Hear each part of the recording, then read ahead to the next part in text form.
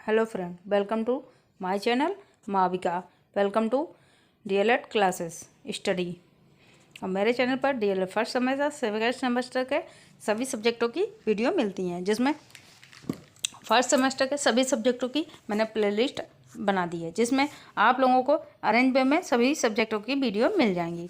और second semester के अभी तक जो भी मैंने वीडियो बनाई है, जो भी सब्जेक्टों की मैंने उनके भी प्लेलिस्ट बना दी है, जिसमें मैथ, साइंस और सामाजिक अध्ययन की प्लेलिस्ट मैंने बना दी है। और आगे भी जो भी मैं वीडियो बनाऊंगी उनकी भी जो भी सब्जेक्ट की वीडियो बनाऊंगी उनकी मैं प्लेलिस्ट बना दूंगी, तो आप लोगों को वो अरेंज वे में मिल जाएंगी। और आप लोगों को मेरे चैनल की जो भी वीडियो से थोड़ी भी हेल्प होती है तो प्लीज़ मेरे चैनल को लाइक करें, सब्सक्राइब करें, कमेंट करें और अपने जो भी कॉलेज ग्रुप है उनमें सब में शेयर करें, ताकि और भी बच्चों की हेल्प हो सके। और मेरे टेलीग्राम चैनल की उसकी लिंक भी डिस्क्रिप्शन बॉक्स में आप लोगों को मिल जाएगी।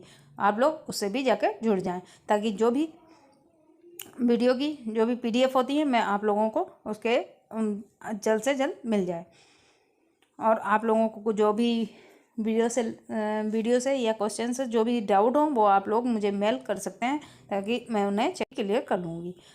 तो चलिए देखते हैं आज की वीडियो में हम साइंस की क्लास समझते हैं, विज्ञान का सब्जेक्ट सिलेबस डिस्कस करते हैं। Hello friend, welcome to my channel Mavika. Welcome to DElEd classes study. I hope आप सभी अच्छे होंगे। चलिए आज देखते हैं साइंस की विज्ञान की क्लास 6 क्लास। और इससे पहले की क्लास में हमने मृदा के बारे में समझा था। मृदा कितने प्रकार की होती है, कहाँ और कौन सी मृदा उपजाऊ होती है, बलुई मिट्टी और मृदा के प्रकार जाने। और हमारा सेकेंड चैप्टर चल रहा है मृदा और फसलें। तो हम आज देखते हैं फसलों के बारे में समझते हैं। फसलें कितने प्रकार की होती हैं और फसलें कितने प्रकार की होती हैं और फसल चक्र से आप क्या समझते हैं, तो चलिए देखते हैं। और ये मैं राजन से और कुछ नोट से बनवा रही हूँ। और आप आई होप आप लोगों की ये मेरे चैनल की जो भी वीडियो है उनसे थोड़ी भी हेल्प यदि होती हो तो आप मेरे चैनल को लाइक करें, सब्सक्राइब करें, कमेंट करें और अपने जो भी कॉलेज ग्रुप है उनमें शेयर करें। अब मैं जो ये नोट्स बनवा रही हूँ तो आप लोग अपने नोट्स जो हैं बनाते हुए चलिए, ताकि आप लोगों को पेपरों के टाइम पे ये आप लोगों के लिए हेल्पफुल हो सकें। तो चलिए आइए देखते हैं। हेडिंग है फसल के चक्र। क्या है हेडिंग डालते हैं, फसल चक्र से आप क्या समझते हैं। फसल चक्र से आप क्या समझते हैं, आइए हम समझते हैं। हेडिंग डालते हैं फसल चक्र।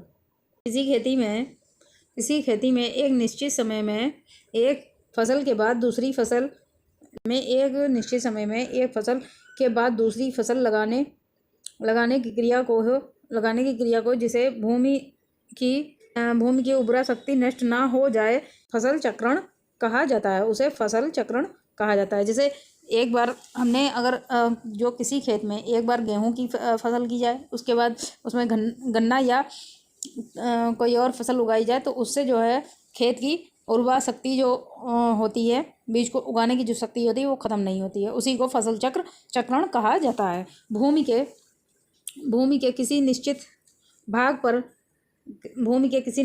पर नियत समय में फसलों को निश्चित समय को इस क्रम में बोया जाता है, जिससे भूमि की उर्वरा शक्ति भी कम ना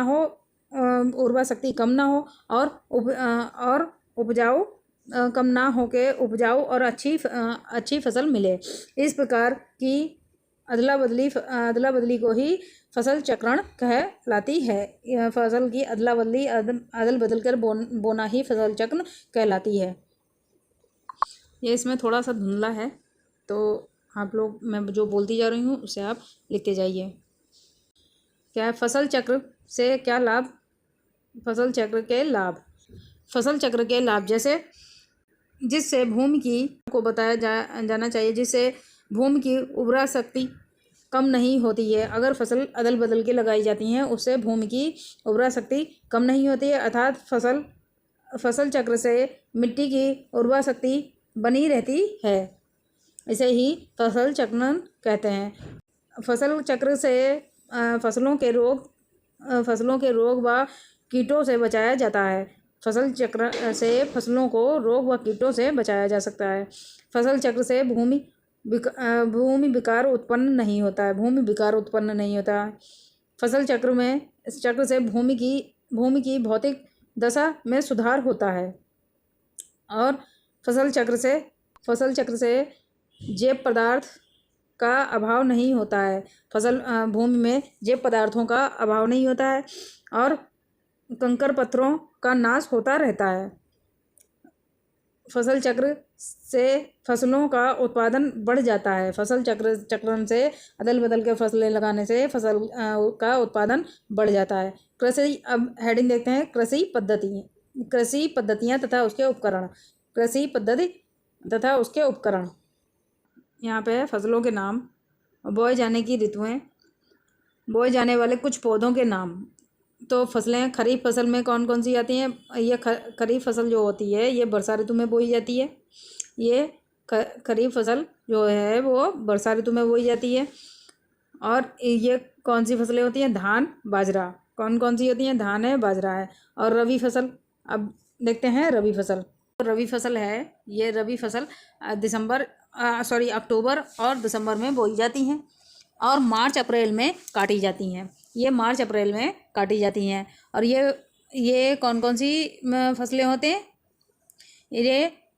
ये फसलें शीतोष्ण और कटिबंधीय फसलें कहलाती हैं।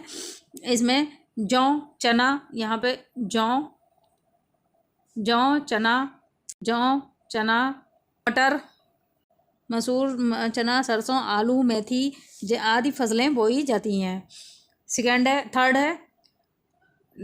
थर्ड है ज़ैद फसलें। कौन सी होती हैं? ज़ैद फसलें पहले जानते हैं कब बोई जाती हैं। ये ज़ैद फसलें जो हैं मार्च से अप्रैल में बोई जाती हैं और ये जून जुलाई में काट ली जाती हैं। इसमें तरबूज है, खरबूजा है, ककड़ी है, भिंडी है, लौकी है, करेला है आदि फसलें आती हैं। ये ज़ैद की फसलें कहलाती हैं। और कुछ फसलें होती हैं जो होती हैं आर्थिक महत्व के आधार पर फसलें बोई जाती हैं। वो फसलें देखते हैं, आइए।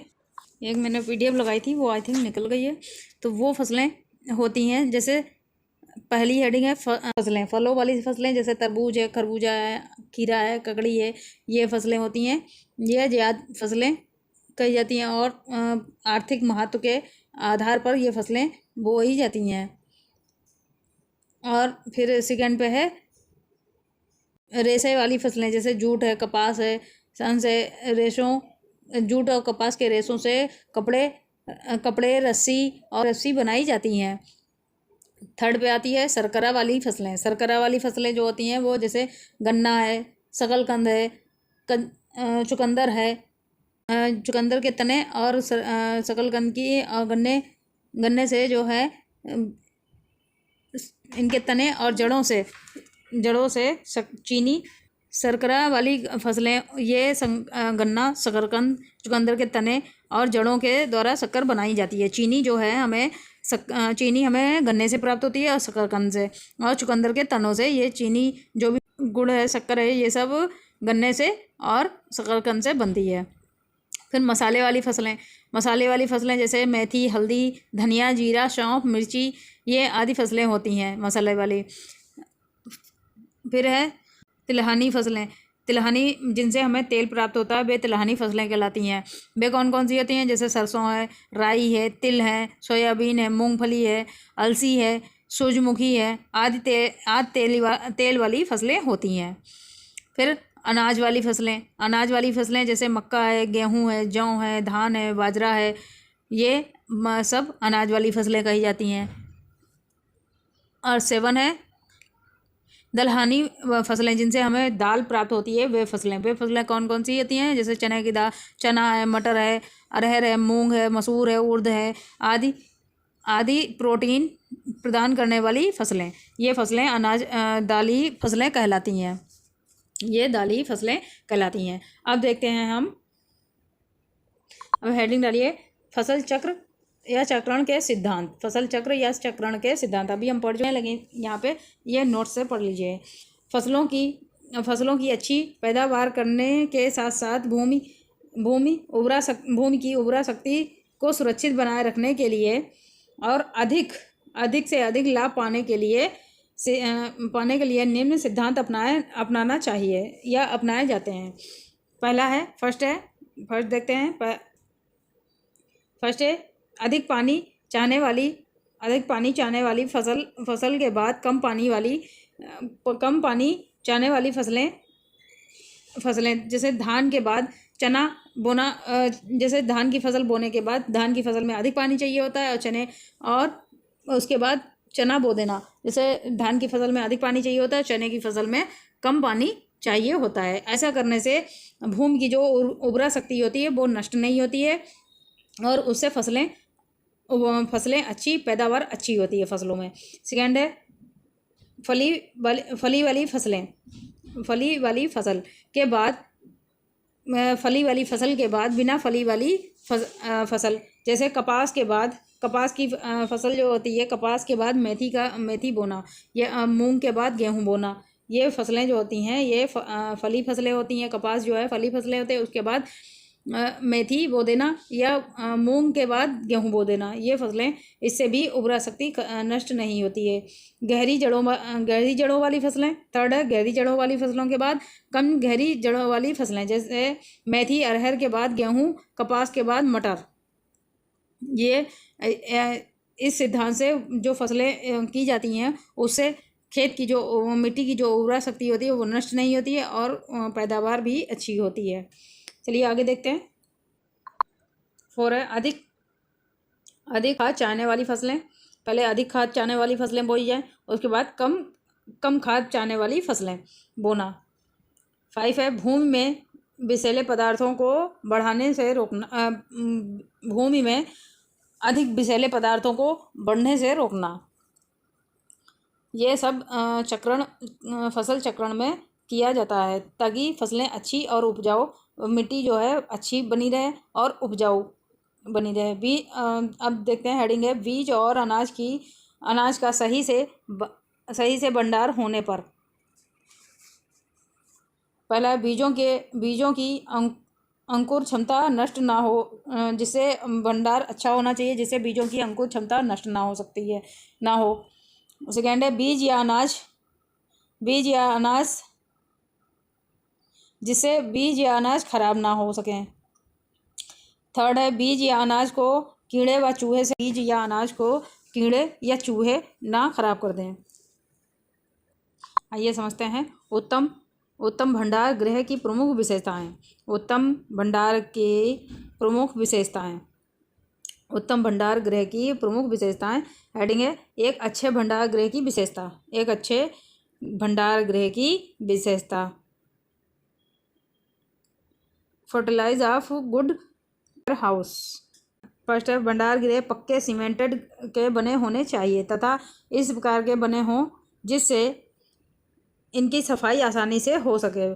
पहला तो भंडार गृह जिसमें बीज वगैरह रखे जाते हैं वे सब जो है सीमेंटेड और पक्के बने होने चाहिए, जिससे उसमें कीड़े ना लग सकें, चूहे ना लग सकें और बने होने चाहिए। इस प्रकार के बने होने चाहिए जिससे सफाई भी आसानी से हो सके। ऐसे भंडार गृह होने चाहिए। सेकेंड है भंडार गृह हवा पानी से सुरक्षित होने चाहिए, जिससे हवा पानी से सुरक्षित होना चाहिए। अगर हवा पानी बीजों में नमी पहुंची तो बीज खराब हो जाएगा, इसलिए हवा पानी से सुरक्षित होना चाहिए। थर्ड है भंडार गृह में चूहे का प्रवेश रोकने हेतु उनके चारों ओर एक चिकनी एवं चपटी कॉलर बना देनी चाहिए।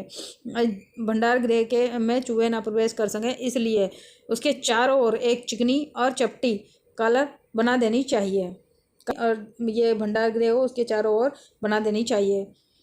4 है भंडार गृह को कीट रोधी दवाइयों से भंडार गृह के चारों ओर कीट रोधी दवाइयों को छिड़क देना चाहिए, जिससे वहाँ पे जो भी बीज भंडार में जो भी बीज रखा है उसमें कीड़े ना लग सकें। 5 है बीज भंडार गृह में गर्म हवा को बाहर निकलने के लिए सुरक्षित व्यवस्था वेंटिलेटर होने चाहिए। जैसे अगर भंडार गृह में गर्म हवा जो एकदम बंद रहेगा, अगर उसमें गर्म हवा क्रॉस होने की जगह नहीं होगी तो भी बीज खराब हो जाएगा। इसलिए वहाँ पे गर्म हवा को बाहर निकालने के लिए भी उचित व्यवस्था होनी चाहिए। अब हेडिंग देखते हैं कृषि। कृषि हेडिंग है कृषि। कृषि जिसे कहते हैं एग्रीकल्चर। एग्रीकल्चर कृषि का अर्थ होता है, इंग्लिश में कहते हैं एग्रीकल्चर। एग्री का मतलब होता है, एग्री का मतलब होता है कृषि। क्या होता है? कृषि।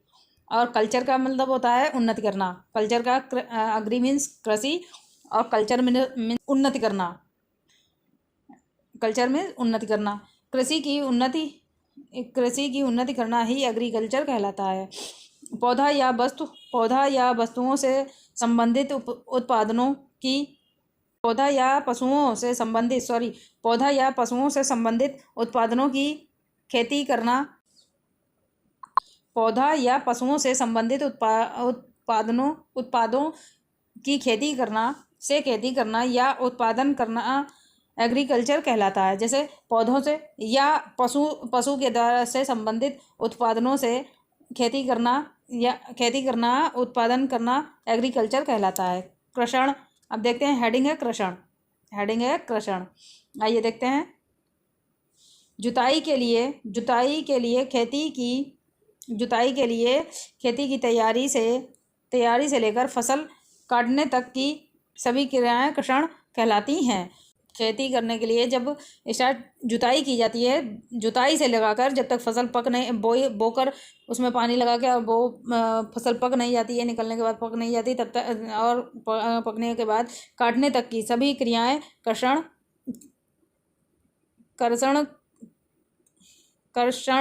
कहलाती हैं। जैसे भूमि की जुताई करना, पाटा देना, निकाई करना। और निकाई किसे कहते हैं? जब खेत में हमने कोई भी बीज बोते हैं उसके साथ कुछ घास भी उगाती है, उसे मठई के द्वारा या खुरपी से जो होता है, उसके कुछ औजार होते हैं, उनसे गुड़ाई कराना और गुड़ाई कराना या कटाई कराना, ये सारी चीज़ें कृषण कहलाती हैं। चलिए आगे देखते हैं। अब देखते हैं हेडिंग है जुताई। अब देखते हैं जुताई में क्या है। अच्छी फसल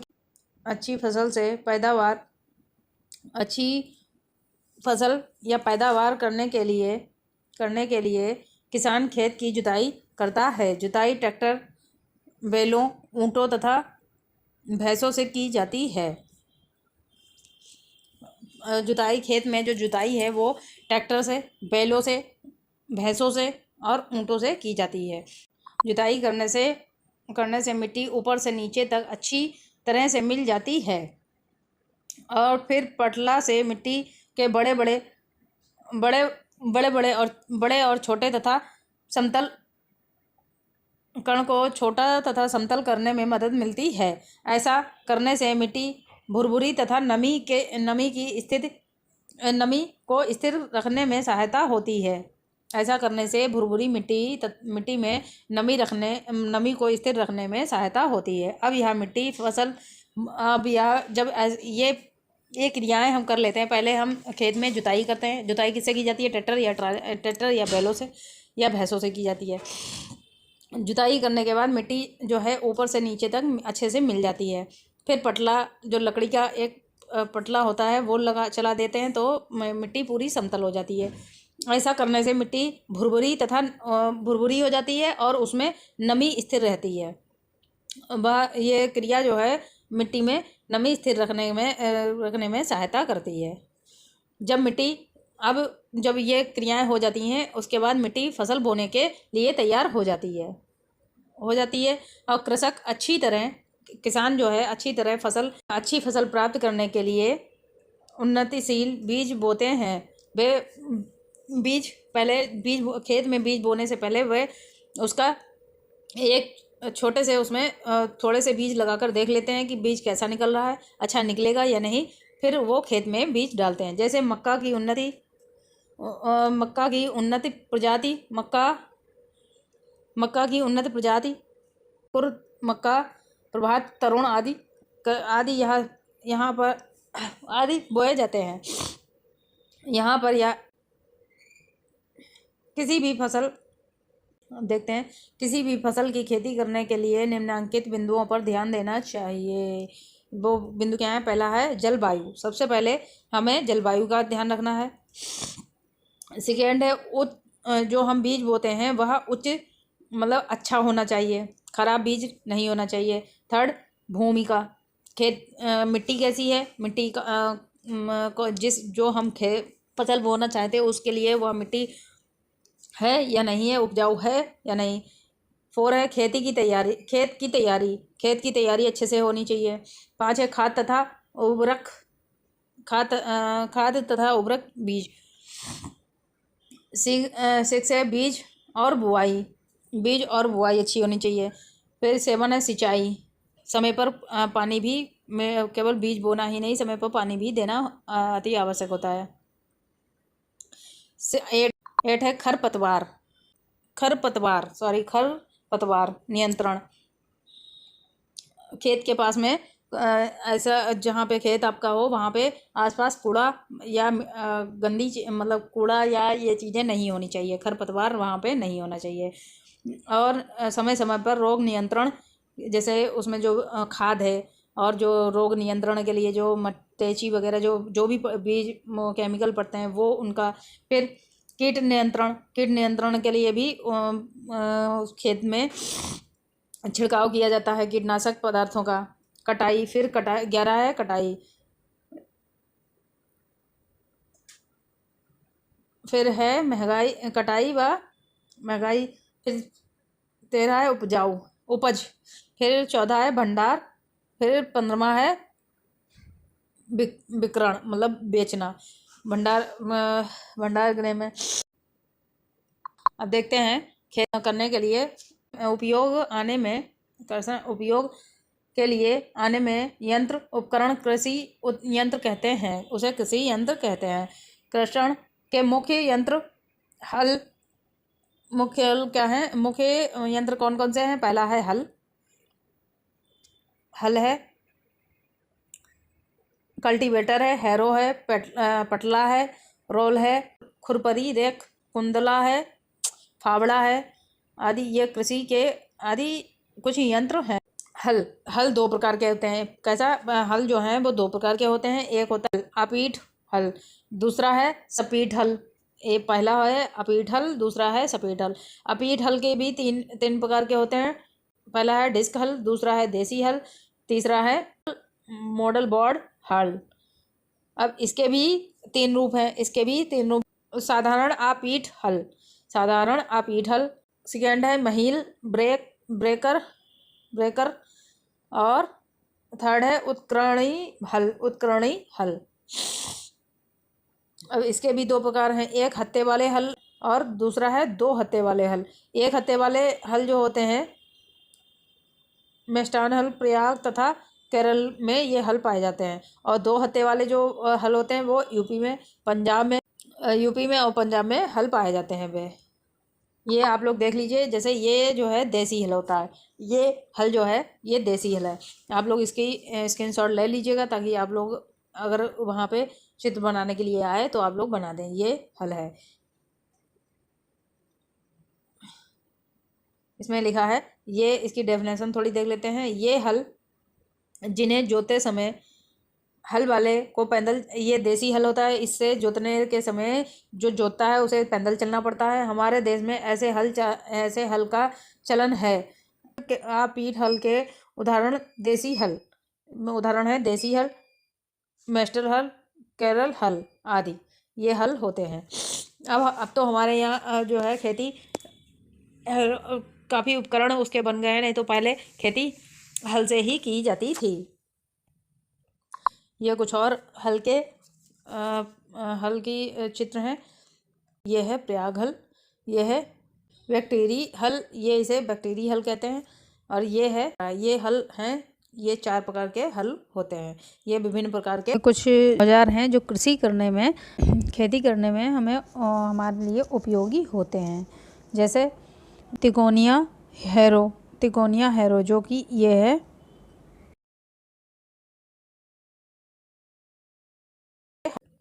आप लोगों को अभी मैंने जो हल दिखाया था देसी हल, उसमें वहाँ पे नहीं समझ में आ रहा था, यहाँ पे थोड़ा देख लेते हैं। देसी हल, हेडिंग है देसी हल। यह एक साधारण किस्म का हल होता है। यह भूमि में 7 से 10 सेंटीमीटर की गहराई की मिट्टी खोदेता रहता है। जब हल चलाया जाता है तो वह 7 से 10 सेंटीमीटर की खुदाई करता हुआ चलता है तथा 5 से 7 सेंटीमीटर का चौड़ा मुंह बना होता है। इसके निम्नलिखित भाग होते हैं। पहला होता है हरिस। दूसरा है परोध या पथा। थर्ड है फाल वज्र फरी फल। 4 है जिसे हथिया या मुठिया कहते हैं, जिससे पकड़ के चलाया जाता है। और 5 है पचारस या पफाना। 6 है हरित गोखल नेतक। और 7 है छड़। जैसे कि ये आप लोग देख लीजिए, इसमें चित्र है, ये है, इसे हथिया कहते हैं। ये फन्नी ये जो है इसे कहते हैं फन्नी। और ये होता है खूंटी, यहाँ पे ये एक खूंटी लगी हुई होती है। और ये कुंडा, ये इसका कुंडा कहा जाता है। ये मुट्ठी, जहाँ पे ये पकड़ा जाता है। और ये हिस्सा जो होता है ये हिस्सा इसका ज़मीन में रहता है। ये मिट्टी को खोदते हुए चलता है। अब देखते हैं कृषि कार्य में उपकरण डिबलर एवं कल्टीवेटर की उपयोगिता लिखिए। ये क्वेश्चन सन 2017 के पेपर में पूछा गया है, ये आया है। तो सबसे पहले हेडिंग है डिबलर। आइए देख लेते हैं। डिबलर जो है रबी फसल के बीजों को बोने का साधारण यंत्र होता है। इसके द्वारा छिद्रों के माध्यम से बीजों को बोया जाता है, जिससे फसल का औसत उत्पादन अधिक होता है। इससे गेहूं बोए जाते हैं। डिबलर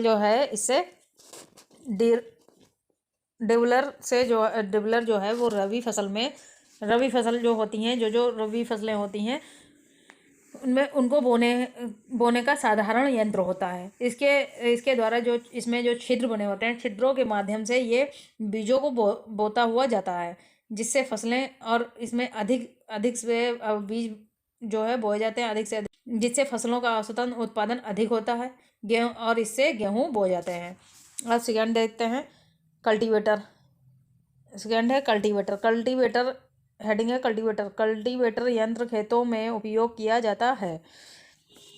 ट्रैक्टर के पीछे कल्टीवेटर यंत्र का उपयोग करके खेतों की जुताई कर मिट्टी को उलट पुलट कर दिया जाता है, जिससे मिट्टी में गुणात्मक सुधार होता है। इन यंत्रों से श्रम तथा समय दोनों की बचत होती है तथा खेती की जुताई भी ठीक से हो जाती है। ये देखिए, इसे कहते हैं कल्टीवेटर। ये इसका चित्र है कल्टीवेटर का, ये चित्र है, आप लोग देख लीजिए। और ये एक और क्वेश्चन आया था, ये आया था सन 2016 के पेपर में। ये क्वेश्चन आया था, खेतों में उपयुक्त कल्टीवेटर का निम्नलिखित चित्र बनाइए। ये चित्र बनाने के लिए सन 2016 के पेपर में आया था। आप लोग इस चित्र को ये प्रैक्टिस करके ज़रूर देख लीजिएगा। हो सकता है साइंस का है तो इसमें 100% एक ना एक चित्र बनाने के लिए आता ही है। चलिए इसकी डेफिनेशन देख लेते हैं। यह हैरो की भांति यंत्र है। हैरो जो होता है उसी की तरह ये यंत्र भांति होता है। इसके कांटे लंबे होते हैं जो सिरे पर झुके हुए होते हैं। इसके कांटे जो होते हैं वो लंबे और सिरे पर इसके लिए ऐसे झुके हुए होते हैं। इन कांटों की परस्पर दूरी को कम अथवा अधिक किया जा सकता है। इन कांटों की जो इसमें ऐसे ये घुमावदार जो लगे होते हैं कांटे नुमा, इनकी दूरी जो है कम और ज़्यादा की जा सकती है। इसे निम्नलिखित कार्यों में उपयोग किया जाता है। फर्स्ट है खेती की मिट्टी भुरभुरी करने हेतु। जब एक फसल जैसे गन्ना है या कोई भी फसल बोई जाती है, उसके बाद वो काट ली जाती है, फिर उसमें कुछ उनकी जड़ें रह जाती हैं। उस जड़ों को निकालने के लिए और मिट्टी को भुरभुरी करने के लिए इसका उपयोग किया जाता है खेत। सेकेंड है, ये इसका चित्र है, कल्टीवेटर का चित्र है ये। और सेकेंड है सेकेंड है छिटवा विधि से बोए छिटवा छिड़काव विधि से, छिटवा में छिड़काव विधि से बोने वाली फसल के बीज को भूमि में भली प्रकार मिलाने हेतु, जैसे जो छिड़काव विधि से जो फसलें बोई जाती हैं उनको भूमि में अच्छी प्रकार मिलाने के लिए उपयोग किया जाता है। थर्ड है खेत में खाद अच्छे प्रकार से मिलाने हेतु उपयोग किया जाता है। किसका किया जाता है? कल्टीवेटर का उपयोग किया जाता है। अब देखते हैं खेतों में बीज बोने की विधि। हेडिंग है खेतों में बीज बोने की विधियाँ। खेतों में बीज बोने की निम्नलिखित विधियों का उपयोग किया जाता है या निम्नलिखित विधियों को उपयोग में लाई जाती हैं। फर्स्ट है छिड़काव विधि। यह विधि उन स्थानों पर अधिक काम में लाई जाती है जहाँ खेतों में फसलों के लिए अच्छी नमी होती है। इस विधि में बीजों को खेत में छिड़क कर हल चलाकर पाटा फेर दिया जाता है, जिससे जिन खेतों में नमी होती है वहाँ पे ये बीज छिड़क दिए जाते हैं और फिर हल चला दिया जाता है। उसके बाद पटरा जिसे कहते हैं पाटा, एक लकड़ी का प्लेन बड़ा सा होता है, वो फेर दिया जाता है, जिससे बीज जो हैं वो अंदर मिट्टी के अंदर चले जाते हैं, फिर उनमें अंकुरण आ जाता है। सेकेंड है हाथ से बुआई। इस विधि में एक व्यक्ति हल के कूड़ के पीछे और कुछ बीज हाथ से डालता रहता है। जैसे इस विधि में क्या होता है, हल चलाते समय एक व्यक्ति हल चलाता है और दूसरा व्यक्ति कूड़ के पीछे जहाँ पे हल पकड़ के चलाया जाता है वहाँ पे कुछ बीज डालता रहता है। इस प्रकार सारे खेत में बीज कूड़ों में हल चलाने से जो गड्ढे बनते हैं उनमें कूड़ों में बो दिए जाता है। इसके बाद पाटा फेर दिया जाता है, जिससे बीज जो है नीचे मिट्टी में दब जाते हैं और नमी पाकर फिर उनमें अंकुरण आ जाता है। हेडिंग नाई द्वारा बुआई, ये इसका देख लेते हैं। यह एक प्रकार की देसी सील ड्रिल होती है। इसकी सहायता से बीज ठीक जगह पर भूमि में 5 सेंटीमीटर से 8 सेंटीमीटर की गहराई तक गिरता है और साथ ही मिट्टी से ढकता जाता है, जिसे देसी सील ड्रिल कहते हैं। इसकी सहायता से बीज ठीक जगह पर 5 से 8 सेंटीमीटर नीचे गहराई में गिरता है और साथ ही मिट्टी से ढकता जाता है। सीड ड्रिल 2 प्रकार की होती हैं। प्रथम है बैलों से सिंचाई की जाती है तथा दूसरी ट्रैक्टर आदि की सहायता से प्रयोग की जाती है। इसमें बीज रखने के लिए एक बॉक्स होता है, उसमें छोटे ट्यूब भी लगे होते हैं। ये ट्यूब नीचे की ओर सीड बीज की कोड़ बनाने वाली पाली, जैसे बीच में जब जुताई करते हैं तो बीच में फाली बनती जाती है, उसके पास बीज को गिराती है, जो सीड ड्रिल मशीन से चलती है। उसमें बीज डालने के लिए छोटी छोटी धातु की बनी हुई प्याली होती है। छोटी धातुओं की बनी हुई प्याली होती है। अब देखते हैं सिंचाई। खेत में जब बीज बो जाता है उसके बाद होती है खेत में सिंचाई की जाती है। तो सिंचाई देखते हैं, सिंचाई किसे कहते हैं। हेडिंग है सिंचाई। कृत्रिम विधियों द्वारा फसलों की वृद्धि तथा उपज बढ़ाने हेतु जल का जो प्रयोग किया जाता है उसे सिंचाई कहते हैं। सिंचाई भूमि को जल देने की एक प्रक्रिया है। सिंचाई क्या है? सिंचाई जो है, जब बीज बो जाता है उसके कुछ दिन बाद जो है फसलों को वृद्धि, मतलब अच्छे से फसल उग जाए और उपज हो, फसलों की उपज को बढ़ाने के लिए सिंचाई की जाती है। और सिंचाई जो है ये मोटर के द्वारा की जाती है। पाइप लगाकर कहीं दूसरे खेतों में जो है पाइप लगा के, और पाइप के द्वारा, और नाली खेतों में जो है नालियाँ बनाकर एक दूसरे खेत में पानी पहुँचाया जाता है। सिंचाई भूमि को जल देना ही सिंचाई की प्रक्रिया कहलाती है, जिसमें फसल को उचित पानी दिया जाता है, जिससे फसल व एवं पौधों की भरपूर पैदावार हो सके। जिससे जब अगर बीज खाली बोने के बाद में अगर पानी ना दिया जाए तो वे बीज अंदर ही अंदर सड़ जाते हैं, खराब हो जाते हैं, और अधिक पानी दे दिया जाए तब भी वो बीज खराब हो जाएंगे। इसलिए सिंचाई उचित मात्रा में दिया जाता है। जितनी फसल को जब बीज बो दिए जाते हैं तो जितनी बीज ज़रूरत होता है उतना ही पानी दिया जाता है। इसे ही सिंचाई कहते हैं। अब सिंचाई की प्रमुख विधियाँ देख लेते हैं। सिंचाई की क्या है? सिंचाई की प्रमुख विधियाँ। क्वेश्चन है सिंचाई की प्रमुख विधियाँ। आइए देखते हैं। सिंचाई की प्रमुख विधियाँ हैं। सिंचाई की निम्नलिखित प्रमुख विधियाँ हैं। पहली है क्यारी विधि। ये क्यारी विधि जो है ये खेतों में नाली नुमा क्यारी नुमा बना दी जाती है, जिससे पानी जो है उन्हीं क्यारियों के द्वारा खेत तक जाता है। सेकंड है कोड़ विधि। इसमें कोड़ किनारे के लिए जो है कोड़ वगैरह बना दिए जाते हैं, जिससे पानी बाहर ना निकले। खेत के किनारे कोड़ बना दिए जाते हैं ऊंची मिट्टी करके, ताकि पानी जो है वो खेत के ही अंदर रहे, जो पानी दिया जा रहा है वो खेत के बाहर ना निकले। थर्ड है द्रोणी एवं ब्ले विधि। फोर है छिड़काव विधि। यह छिड़काव विधि जो होती है वह एक मशीन आती है, उसमें जो है जब फसल में कोई कीड़े या कुछ लग जाता है तो वो छिड़काव विधि की जाती है। 5 है बॉर्डर विधि। 6 है ड्रिप विधि। 7 है प्रभाव विधि।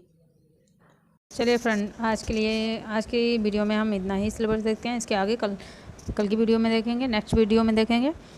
तो चलिए, आप लोगों को अगर मेरे चैनल की वीडियो से थोड़ी भी हेल्प होती है तो प्लीज़ मेरे चैनल को लाइक करें, सब्सक्राइब करें, कमेंट करें, और अपने जो भी कॉलेज ग्रुप हैं और जो भी आपके DLED के जो भी स्टूडेंट आपके फ्रेंड हो उनको शेयर करें, ताकि उनकी भी हेल्प हो सके, और आप लोग उनकी हेल्प करेंगे तो आपकी भी हेल्प होगी। चलिए, तो आज की वीडियो में इतना ही। Bye, take care, bye bye.